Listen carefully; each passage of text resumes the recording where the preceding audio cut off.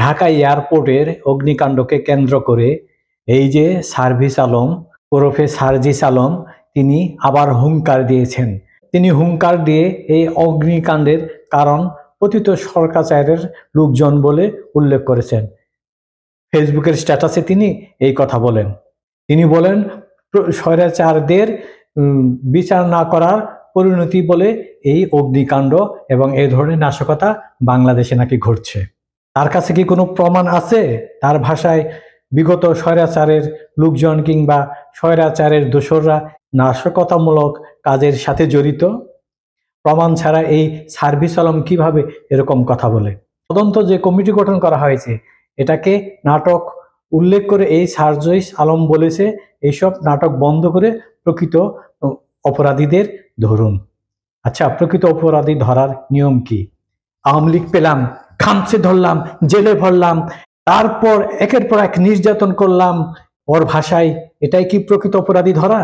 সরকারের বিভিন্ন দায়িত্ববান ব্যক্তির পক্ষ থেকেও এমনকি এই সরকারের অনেক দোসর এবং এই সরকারের অনেক সুবিধাভোগীও দাবি করছেন এইসব নাশকতা নাকি বিগত তাদের ভাষায় স্বৈরাচারের দোসরদের কাজ। একজন দায়িত্ববান সরকার কখনো অন্যকে দোষারোপ না করে ঘটনার কেন ঘটেছে, কোথায় ঘটেছে, কিভাবে ঘটেছে এটা বের করে। এখন কিছু একটা ঘটলেই প্রতিপক্ষকে দায়ী করা হয়, কিন্তু প্রশ্ন হলো সরকারের মূল কাজটা কি? কেবল দোষ খোঁজা নাকি সমস্যার সমাধান করা কিংবা সমস্যার সমাধান খোঁজা?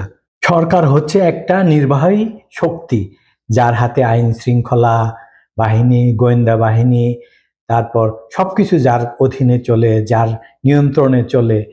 সেই সরকার যদি কোনো একটা ঘটনা কিংবা অনাকাঙ্ক্ষিত ঘটনা কিংবা নাশকতার জন্য শুধু বিরোধী দলকেই দায়ী করে, তাহলে সেই সরকারটা কেমন ধ্বজভঙ্গ সরকার এটা তো বোঝাই যায়। তার হাতে এত ক্ষমতা থাকার পরেও সে কেন এইসব নিয়ন্ত্রণ করতে পারে না? জনগণ তো সরকারের কাছেই এইসব প্রতিহতের আশা করে, নাকি কোনো বিরোধী দল কিংবা তথাকথিত স্বৈরাচারের কাছে আশা করবে যে বাংলাদেশ ঠিকভাবে চলুক, সুষ্ঠুভাবে চলুক, এরা তারাই নিয়ন্ত্রণ করে দিবে? ক্ষমতা থাকলে দায়িত্বও থাকে। ক্ষমতা উপভোগ করে হাজার হাজার কোটি টাকা পাচার করাই শুধু কাজ নয় সরকারের। 13 মাসে 14 সফর করাই শুধু সরকারের কাজ নয়। মূল কাজ হলো সঠিকভাবে দেশ পরিচালনা করা। কিন্তু এই সরকার সঠিকভাবে দেশ পরিচালনা করতে পারছে না, কিন্তু এর ব্যর্থতা ভার দিচ্ছে অন্যকে। এটা কেমন সরকার? এটা যে ধ্বজভঙ্গ সরকার, এটা ভদ্রভাবে আমি বলে দিলাম। আর এই যে সার্জিস আলম, তোমরা বেশি বেশি কথা বলো, তোমাদের গায়ের জোরে কথা বলো, তোমরা তো সরকারের একটা অংশ। সরকার ছাড়া কি তোমরা চলতে পারো?